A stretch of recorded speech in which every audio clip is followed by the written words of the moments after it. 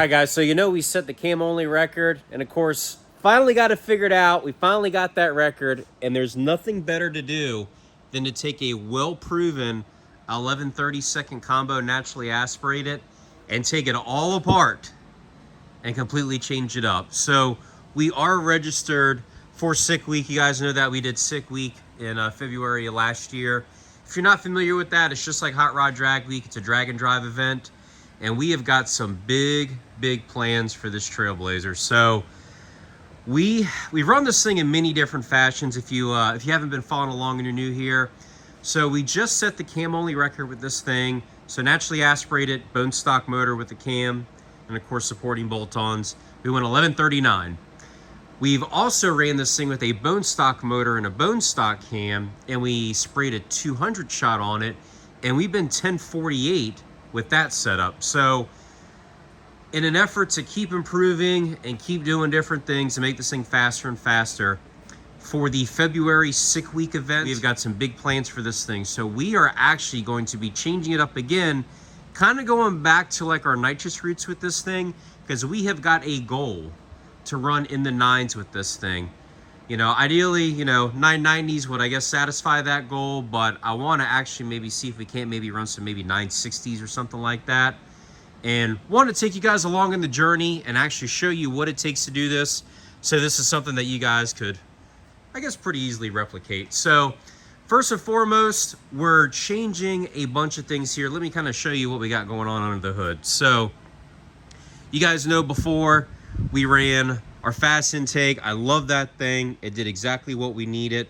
But for the nitrous setup that we're going to be running, we're actually going to be turning more RPM. So actually we're shifting the entire RPM range up. So we're launching at a higher RPM. We're going to go through the quarter mile mark at a higher RPM. So with the Holley High Ram, that is designed a little bit more for that upper RPM performance. So we've decided to go ahead and switch over to the High Ram, and we're not going to be running cathedral port heads anymore. So what we're going to be doing, we're actually going to be taking this motor out. And again, this is a stock LS2 with the cam in it, valve springs and lifters and things like that. So we're going to be pulling this motor out. Sean of Precision Racing Technologies is actually going to be taking this thing, and we are going to make this a rod and piston motor. So kind of what I mean by that, we're going to be putting a good set of rods in it and a good set of pistons, still the factory crank, still factory cubic inch, but we plan on spraying this thing a lot harder than we've been spraying it in the past. So definitely want a decent bottom end to be able to do that. These nitrous motors, man, when you hit them with a 300 shot, creates a lot of torque down low, and want a pretty sturdy short block to be able to handle that. So we're going to be getting rid of the factory 243 heads. These are just as cast bone stock 243 heads. We're going to be taking those off, and we're actually going to be putting a set of rectangular port LS3 heads on it. So processing all that nitrous, I want to make sure that we have a decent head. Obviously there's far better options out there, but a factory LS3 head frankly kind of fits the budget right now. So we're going to go with the LS3 castings.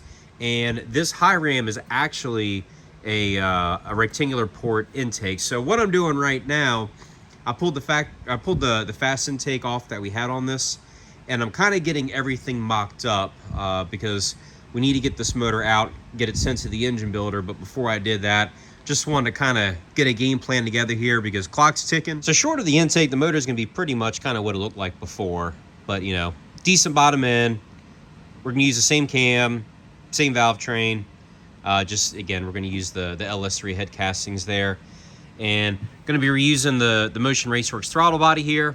And we've got a nitrous outlet plate kit for a 102 millimeter throttle body setup. So we've gone ahead and put that on here.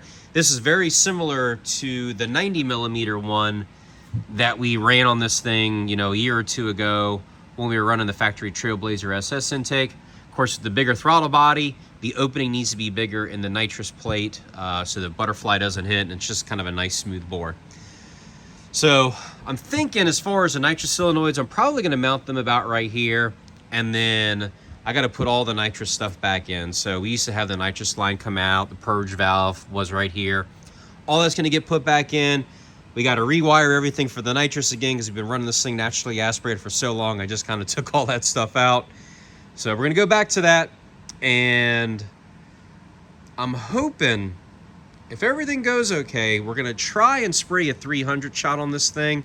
We were running a 200 shot with the factory motor before.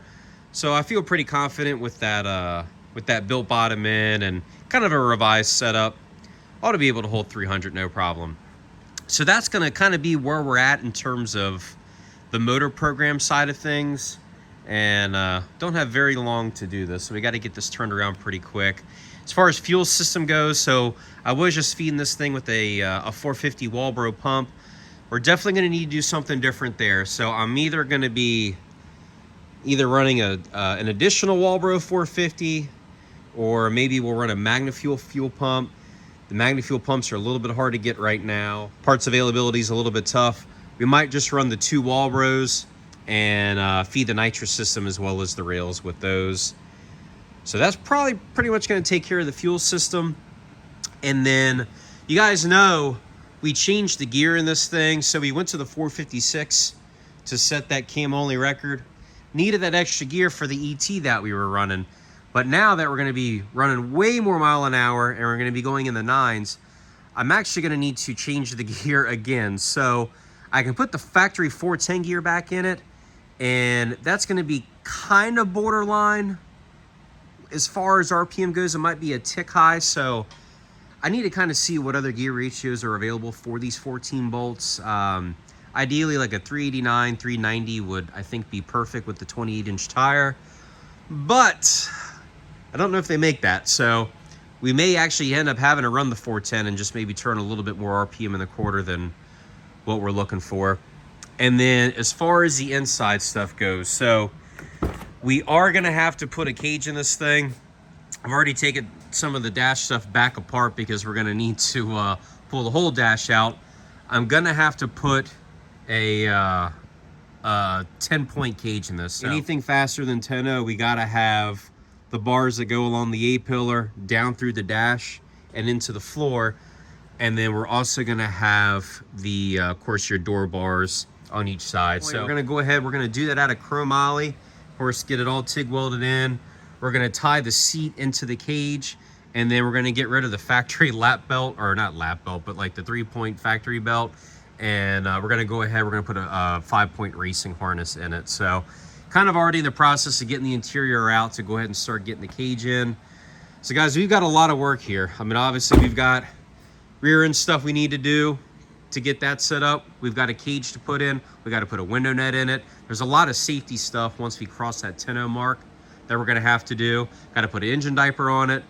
But yeah, we got our work cut out for us. So, and we're waiting on pistons right now. So hopefully we'll have those pistons pretty soon so we can go ahead and get this motor squared away. To my knowledge, I only know of one Trailblazer SS that's ever even been in the 9s on nitrous. And it went well into the 9s. I think it was like 920. So that's kind of outside of our goal of what we're looking for. But I think with the stock cubic inch deal and kind of what we're looking to do, I'm hoping maybe to get a, you know, once it's all said and done and sorted out, maybe a 970, a 960 out of this thing, which, you know, you put that in a lightweight aerodynamic package and it'd be a lot faster than what this is. But anyway, guys, if you're curious about anything, drop a comment down below. Let us know if you'd like to see us do anything different than kind of what we talked about here. You know, down the road, maybe we'll do a forced induction setup or something on this thing, but I'm kind of a nitrous guy, and there ain't a whole lot of nitrous Trailblazers out there, so kind of want to be a little different, do something, you know, kind of less mainstream. We will be at Sick Week. If you are going to be there, make sure you stop by and say hey. And guys, if you're new here, do me a favor, consider subscribing. Definitely helps the channel, and we'd love to have you guys along. As always, guys, we appreciate it, and we'll catch you on the next one.